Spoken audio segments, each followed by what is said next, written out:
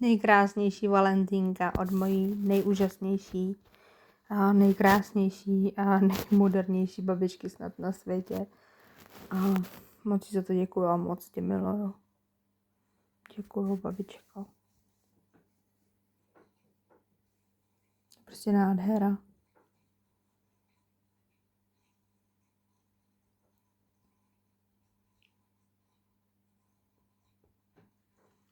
A hlavně tady ty zlatý, tak ty jsou úplně nejvíc cute.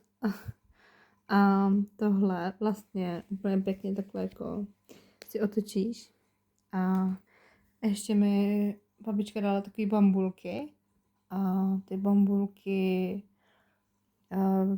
no to vlastně tohle taky můžeš jako přehnout. A dala mi ještě spoustu takový jako vlny. To mám teda ještě v pytlíčku. A chystám se udělat i na ty ponožky takový future bambule.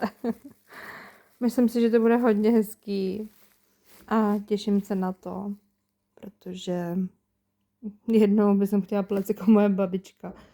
Ona mě teda učila háčkovat.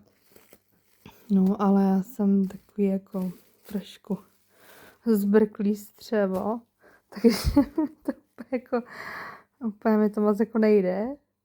A nebo to háčkování, jo, ale pletení, samozřejmě mě to taky učila, ale já hrozně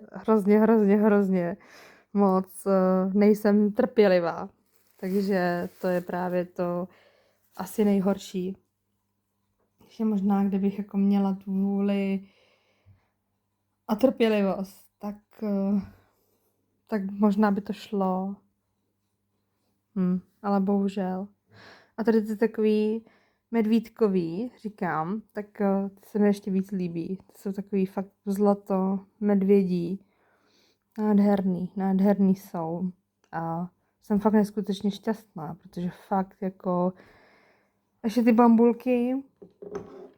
No a v dalším reelu vám ukážu, jak je budu mít na mých nožkách, smradložkách. Tak čau a dík.